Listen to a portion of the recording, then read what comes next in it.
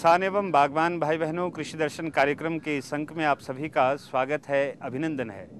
हिमाचल प्रदेश के किसान जहां वर्षों से परंपरागत तरीके से खेतीबाड़ी करते आ रहे हैं, वहीं समय में बदलाव के साथ साथ किसानों ने आधुनिक तरीके से वैज्ञानिक ढंग से खेतीबाड़ी करना प्रारंभ किया है। जैसे जैसे वैज्ञानिकों ने कृषि और बागवानी में तरक्की की है, उन्नति की है, अनुसंधान किए हैं, वैसे ही हमारे हिमाचल प्रदेश के किसान भी सब्जी उत्पादन को बहुतायत अपना रहे हैं।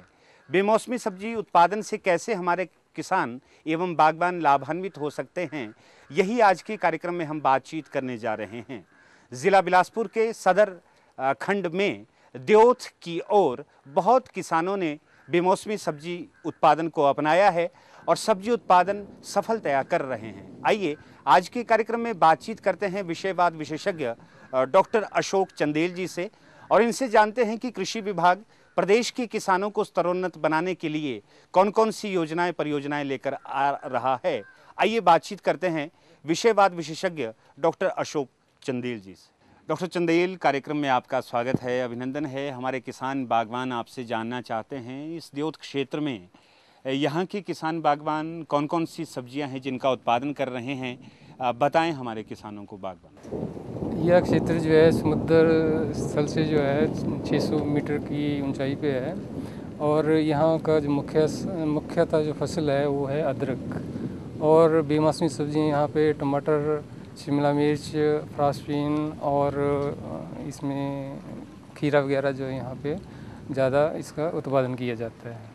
कृषक साथियों, प्राचीन काल से ही ये क्षेत्र अदरक उत्पादन के क्षेत्र में बहुत जाना माना स्थान था। आज भी परंपरागत तरीके से यहाँ के बागवान किसान अदरक उत्पादन करते हैं, लेकिन सब्जी उत्पादन को अधिक से अधिक किसान बागवान अपनाए, हमारे किसानों की आजीविका में संवर्धन हो।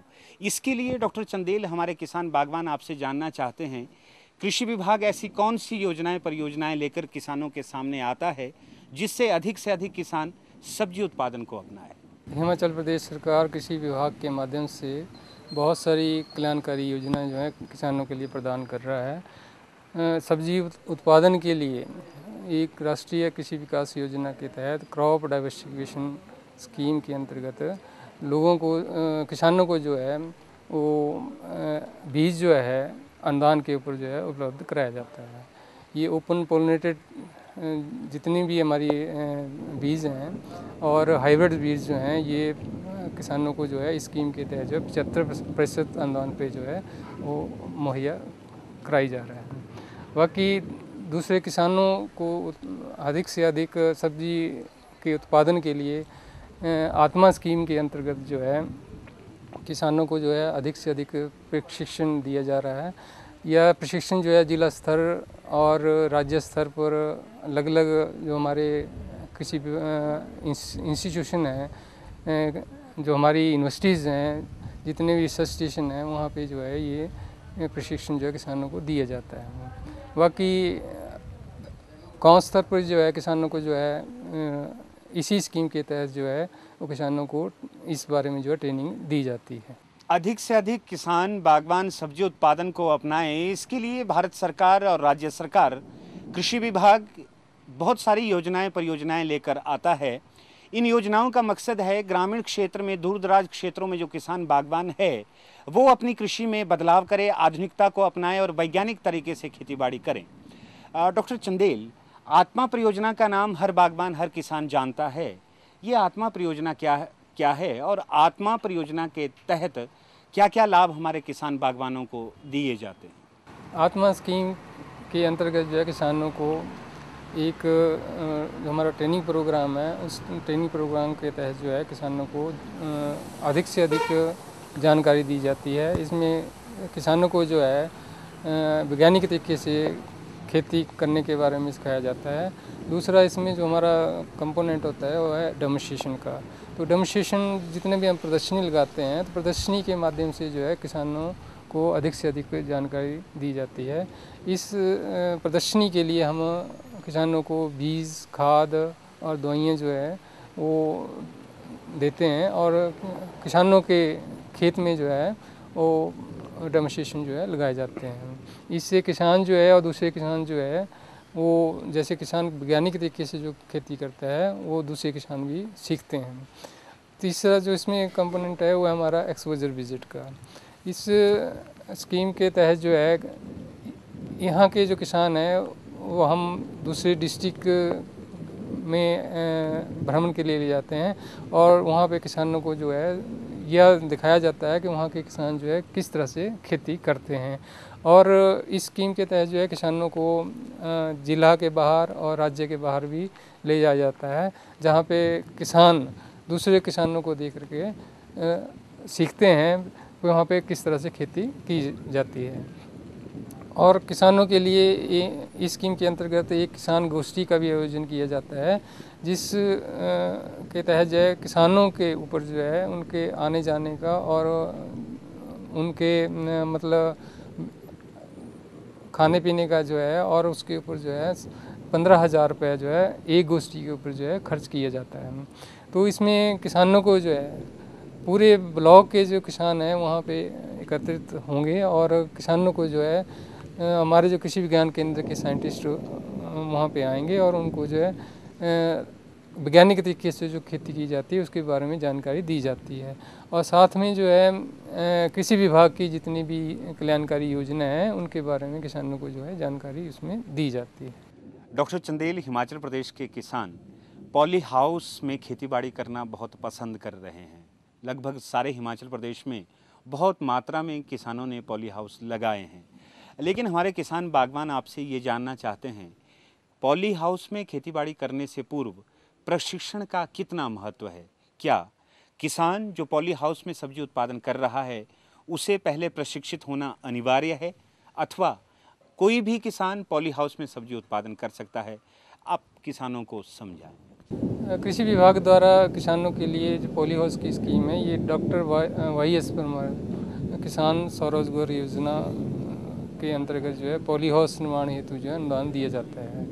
तो किसान जो है बिलासपुर ज़िला में और ख़ासकर इसमें विकासखंड सदर में काफ़ी किसान जो है इसमें लाभान्वित हुए हैं और किसानों ने इस योजना का जो लाभ लिया है। इस स्कीम के अंतर्गत जो है किसानों को पॉली हाउस निर्माण के लिए 85% का अनुदान जो है दिया जा रहा है। और पॉली हाउस के अंदर जो MIS सिस्टम है, माइक्रो इरिगेशन सिस्टम जो है, उसके लिए भी किसानों को जो है 85% का अनुदान जो है दिया जा रहा है। और किसान जो है पॉली हाउस के अंदर जो है सब्जी का उत्पादन कर रहे हैं और उसका लाभ ले रहे हैं और अपनी जो आर्थिक स्थिति है उसको सुदृढ़ कर रहे हैं। किसानों को जो है पॉली हाउस निर्माण से पहले 5 दिन का एक प्रशिक्षण किसानों को दिया जाता है और किसान जो है वहाँ पॉली हाउस के बारे में जो है वो काफ़ी जानकारी लेते हैं और पॉली हाउस के निर्माण के लिए जो है उसके बाद जो है विभाग के पास जो है मतलब एप्लीकेशन जो है वो सबमिट करते हैं और उसके बाद जो है पॉली हाउस निर्माण के लिए अनुदान लेते हैं। जो दर्शक इस कार्यक्रम को देख रहे हैं, किसान इस कार्यक्रम को देख रहे हैं, वो ये भी जान ले कि मृदा परीक्षण करवाना अति अनिवार्य है, बहुत ज़रूरी है। और इसीलिए प्रदेश का कृषि विभाग मृदा परीक्षण किसानों के खेतों में जाकर भी कर रहा है और आप स्वयं भी अपने सैंपल लाकर कृषि विभाग को दे सकते हैं। डॉक्टर चंदेल, आप हमारे किसान बागवानों को समझाएं, मृदा परीक्षण का महत्व क्या है? आखिर क्यों किसानों को समय रहते मृदा परीक्षण करवाना चाहिए? क्योंकि किसान यह नहीं जानता कि मेरे खेत में किस न्यूट्रिएंट्स की कमी है, तो इसके लिए विभाग द्वारा जो है सॉइल हेल्थ मैनेजमेंट स्कीम के अंतर्गत जो है अब विभाग जो है स्वयं किसानों के खेत में जाकर के जो है वो मिट्टी के सैंपल ले रहा है और उसका परीक्षण जो है जो मिट्टी प्रशिक्षण प्रयोगशाला है उसमें किया जा रहा है और किसानों को जो है वो सॉइल हेल्थ कार्ड के माध्यम से जो है इसकी जानकारी दी जा रही है कि उसके खेत में कौन से उर्वरक की जो है ज़रूरत है और कौन सा उर्वरक जो है उन्होंने खेत में डालना है।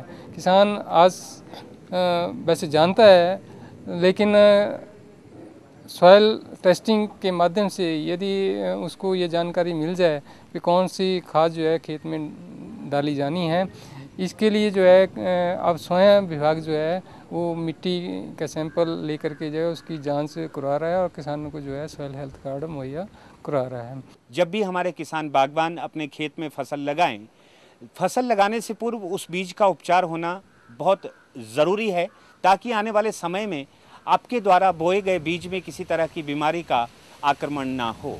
आइए चंदेल जी से अब जानते हैं कि बीजोपचार करवाना क्यों ज़रूरी है और बीजोपचार बीज लगाने से कितने समय पहले हमारे किसान बागवानों के द्वारा होना चाहिए। डॉक्टर चंदेल बताएं बीजोपचार का महत्व। बीज यदि स्वस्थ होगा तो हमारी फसल जो है वो भी स्वस्थ होगी और अच्छा जो है इसमें उत्पादन होगा।